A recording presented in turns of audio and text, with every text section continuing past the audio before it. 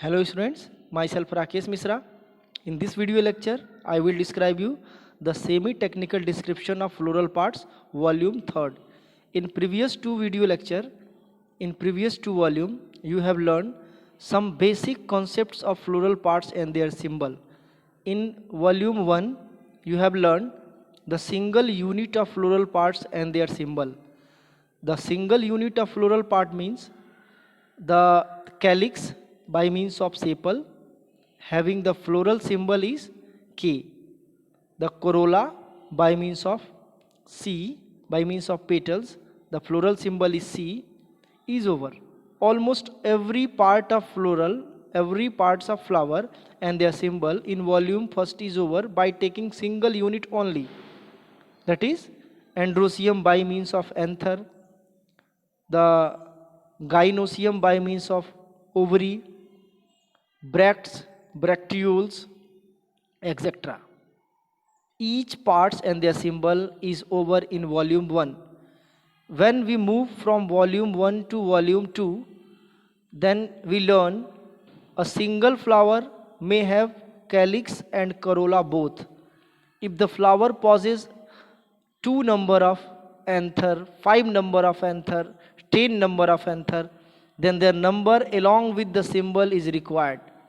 Suppose that if a plant's flower possesses 10 number of anther, 10 number of anther, and the all anthers are connected to each others, that is synandrous condition, then there is need to write the 10 in bracket, means extra additive effort required, extra additive criteria required for the fusion and free type of floral parts.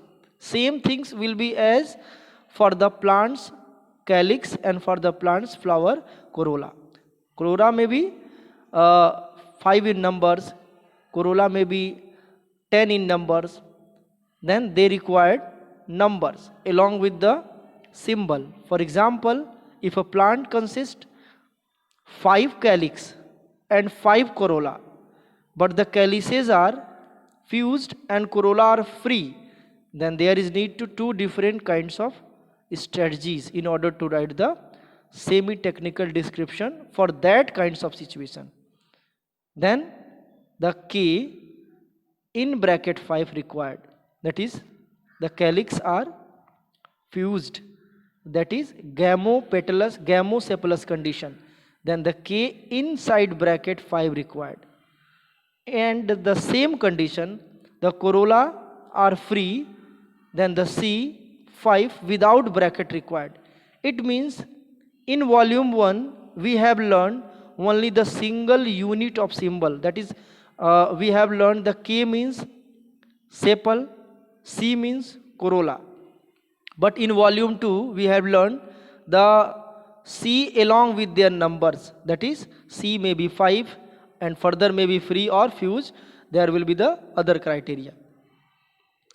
In this video lecture I will describe you if you have many situations for the floral parts, like if you have the condition for the bracts, petals, anthers, gynoecium, then how we have the formula, how we have the strategies to write the situation in form of symbolic situation, in form of semi-technical way for that kinds of floral parts. For example, if you have the epipetalous kinds of anther, then what situation, what kinds of formula you have to required for that kinds of situation.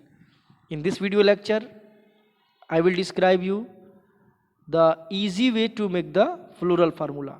After the volume 1, 2, 3 I will describe you the floral formula for the flowering plants and later the floral diagram. So before talking about the floral formula, there is need to be a conceptual regarding semi-technical description. We have the full and final strategies for the semi-technical description for the each kinds of situation.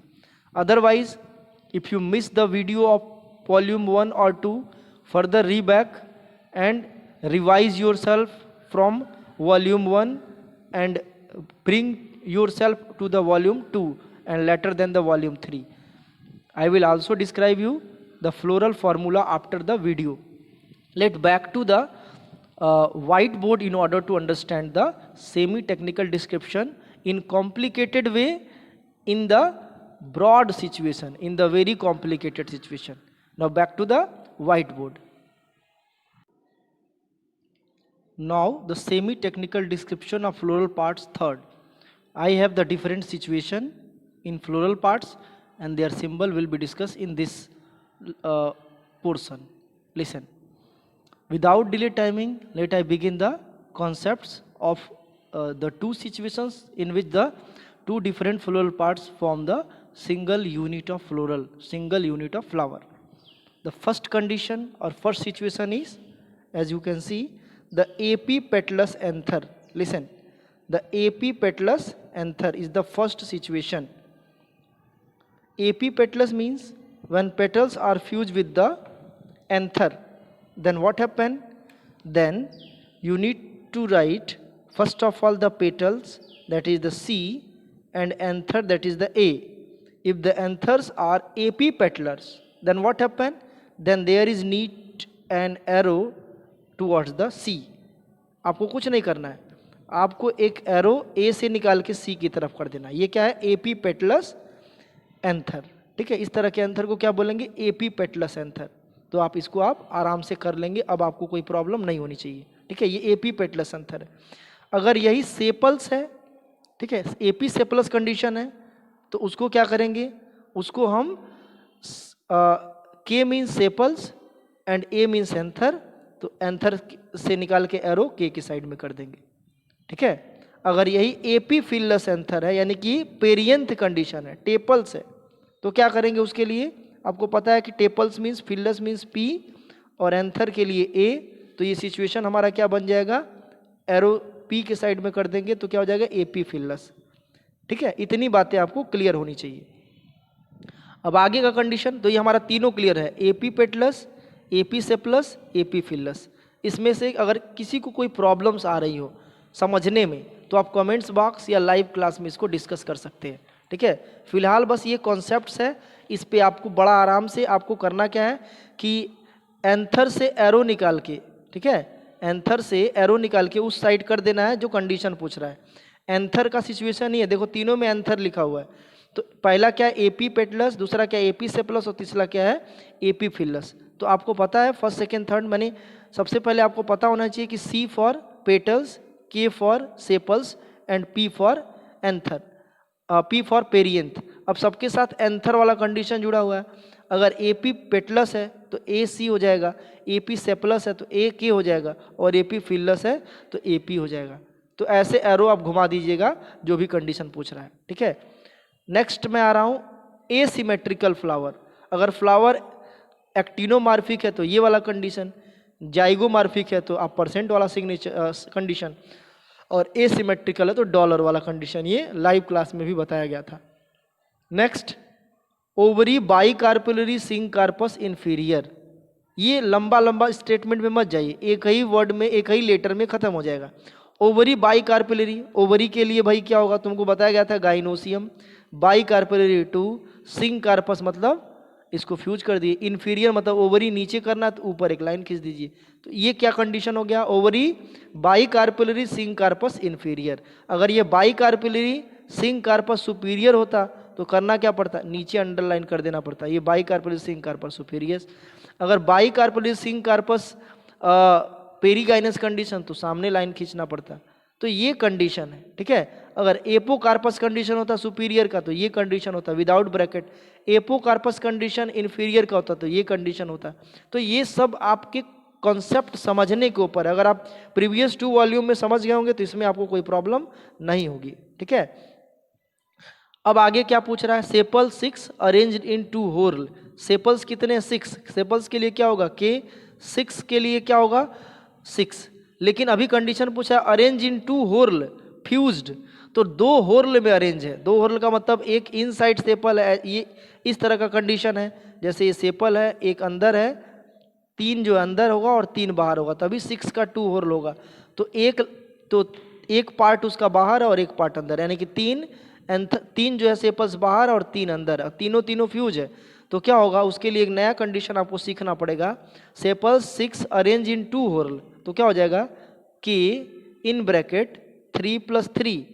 तो ये क्यों के use हुआ, because of sepals. 3 + 3 क्यों use हुआ, क्योंकि 6 के 2 part 3 + 3। और वो फ्यूज क्यों है, तो यहाँ पे ब्रैकेट में कर दिया, फ्यूज कर दिया। अगर ये फ्री होता, sepals 3, sepals are 6 and arrange in 2 whorl but not fuse, that is the polysepalous condition. तो उसके लिए क्या होता है, के 3 + 3 ओनली, के 3 + 3 ओनली। तो ये चीज आपको दिमाग में बैठा के चलना है। और ऐसे बहुत सारे कॉन्सेप्ट्स आपको मिलेंगे सुनने के लिए, देखने के लिए, जिसमें आपका कॉन्सेप्ट समझना जरूरी है। ठीक है, आपका कॉन्सेप्ट अगर समझ नहीं पाएंगे तो आप इसको बिल्कुल कर नहीं पाएंगे, और आपके लिए प्रॉब्लम ये होगी कि कॉन्सेप्ट आपके सामने से, स्टेटमेंट आपके सामने से घूमेगा और आप सोचते रह जाएंगे शुरू कहाँ से करें। अगला कंडीशन क्या बन रहा है, अगला कंडीशन ये बन रहा है पेरियंथ 4 इन 2 होल। तो पेरियंथ के लिए 4 होगा, तो पेरियंथ के लिए P होगा, और 4 के लिए 2 होल में कर देंगे तो 2 + 2 हो जाएगा। ठीक है, और वो फ्री है, तो अब इसके आगे ब्रैकेट में कुछ करना नहीं है। कैलिक्स 6, अब आगे देखो कंडीशन क्या दिया है, कैलिक्स 6 इन 2 होल। कैलिक्स अगर 6 और 2 होल में तो क्या होगा, के फॉर कैलिक्स होता है, आपको पता होगा, आपको लाइव क्लास में भी बताया गया था कि कैलिक्स अगर 6 है तो के होगा, और 6 है और 2 होल में है तो 3 + 3 की कंडीशन में आ जाएगा, और फ्यूज्ड है तो आपको ऐसे कर देना है। अगर कैलिक्स 6 है और फ्री है, 3 + 2, कैलिक्स जो है 6 है और वो 2 होल में है और फ्री है, तो क्या हो जाएगा कि विदाउट ब्रैकेट 3 + 3। ठीक है, तो ये कंडीशन आपको समझना पड़ेगा। तो ये 2 होल फ्यूज्ड और ये 2 होल फ्री। पहले आपको ये जानना कि हमेशा जब भी होल करेगा तो हमेशा इवन नंबर में ही करेगा, तो उसको 2 से डिवाइड करके आप उसको गैमो है या पॉली है तो उस कंडीशन में उस हिसाब से आप लिख लेंगे। ठीक है, प्रॉब्लम तब होगी जब आप उसको रिवाइज नहीं करेंगे और खुद को कॉन्सेप्चुअल नहीं बनाएंगे। अब आगे क्या है, कैलिक्स 5 क्रूसीफॉर्म। अब कैलिक्स 5 है और क्रूसीफॉर्म है। मैंने क्या बताया था कि क्रूसीफॉर्म के लिए CX यूज होगा, क्रूसीफॉर्म के लिए क्या यूज होता है, CX। ठीक है, और आगे 5 लगा दीजिए, तो कैलिक्स 5 क्रूसीफॉर्म हो गया। ठीक है, CX 5, कैलिक्स 5 क्रूसीफॉर्म। ठीक है, अब ये फ्री वगैरह का कंडीशन तो दे नहीं रहा है, यहाँ पे देखिए कैलिक्स 5 फ्री या फ्यूज दे नहीं रहा, तो आप अपने मन से कुछ करेंगे नहीं। सेपल्स मैनी फ्यूज्ड, आगे कंडीशन क्या है, अभी देखिए आगे कंडीशन दिया है सेपल्स मैनी फ्यूज्ड। सेपल्स ढेर सारे हैं और सब के सब आपस में क्या है, फ्यूज्ड है। तो सेपल के लिए क्या हो जाएगा के, मैनी के लिए क्या हो जाएगा इनफाइनाइट, और फ्यूज के लिए इसको ब्रैकेट में कर दीजिए, तो ये सेपल्स मैनी फ्यूज्ड। अगर कोई प्रॉब्लम हो, कहीं से कोई भी प्रॉब्लम हो, तो अपने आप को एक क्वेश्चन, अपने आप के लिए क्वेश्चन आप प्रिपेयर कर लीजिए, वो प्रॉब्लम क्या है, प्रॉब्लम को लिख लीजिए, और लाइव क्लास में या वीडियो के कमेंट्स में आप उसको ज़रूर बताएं ताकि हम उसको सॉल्व करने की कोशिश करें। ठीक है, चलो अब आगे आते हैं। नेक्स्ट की मैं बात करूं, सेपल्स मैनी फ्यूज हो गया। पॉली, अभी देखो सेपल्स मैनी फ्यूज्ड पॉली, ये पॉली का कंडीशन फ्यूज का कंडीशन अलग अलग है, ये थोड़ा सा कॉन्सेप्ट में गड़बड़ हो गया। ठीक है, पॉली का कंडीशन भी अलग से लिख लेना है, पॉली का कंडीशन भी अलग से आपको क्या करना है, लिख लेना है। तो सेपल्स मैनी फ्यूज्ड यानी कि सेपल्स मैनी और फ्यूज्ड यानी गैमो का कंडीशन ये होगा, और सेपल्स मैनी फ्री यानी पॉली का कंडीशन, पॉली का कंडीशन ये हो जाएगा, और गैमो का कंडीशन ये हो जाएगा, यानी कि ये हो जाएगा गैमो से प्लस और ये हो जाएगा पॉली से प्लस। ठीक है, मैनी और मैनी दोनों में कॉमन है। अब आते हैं नेक्स्ट क्या है, ओवरी ट्राई कार्पिलरी एपोकार्पस इन्फीरियर। तो ओवरी के लिए क्या हो जाएगा, जी, ट्राई कार्पिलरी के लिए 3। आपको पता है कि मोनो मीन्स क्या होता है 1, डाई और बाई मीन्स क्या होता है 2, और ट्राई मीन्स क्या होता है 3। ऐसे ही टेट्रा, टेट्रा मीन्स क्या होता है 4। तो मोनो कार्पिलरी, बाई कार्पिलरी, ट्राई कार्पिलरी, टेट्रा कार्पिलरी, ये क्वेश्चन आते रहेंगे। पेंटा मीन्स 5 होता है, हेक्सा मीन्स 6 होता है। तो ये आप कॉन्सेप्ट बना के चलेंगे तो इसको लिख डालेंगे कॉपी में, अदरवाइज आपको प्रॉब्लम्स तो होनी ही है। आपको प्रॉब्लम्स हम नहीं सॉल्व कर पाएंगे, ठीक है। आपका प्रॉब्लम्स खुद अपने से जनरेट करेंगे और सॉल्व करेंगे, आप लाइव क्लास में मेरे से डिस्कस करेंगे, ठीक है। तो ओवरी ट्राई कार्पिलरी एपोकार्पस इन्फीरियर, तो क्या हो जाएगा G3, ठीक है। एपोकार्पस है तो फ्री रहने दीजिए, और इन्फीरियर है तो ऊपर एक लाइन खींच दीजिए। तो ये ट्राई कार्पिलरी क्या हो जाएगा, ट्राई कार्पिलरी एपोकार्पस इन्फीरियर। अब आगे कंडीशन क्या है, ओवरी पेंटा कार्पिलरी एपोकार्पस पेरीगाइनस कंडीशन। तो G5 ये पेंटा कार्पिलरी हो गया, ठीक है। एपोकार्पस फ्री रहने दीजिए और आगे एक लाइन खींच दीजिए, पेरीगाइनस कंडीशन है। नीचे लिखेंगे तो हाइपोगाइनस, ऊपर लिखेंगे तो एपीगाइनस, ठीक है। और सामने लिखेंगे तो क्या हो जाएगा, पेरीगाइनस कंडीशन, ठीक।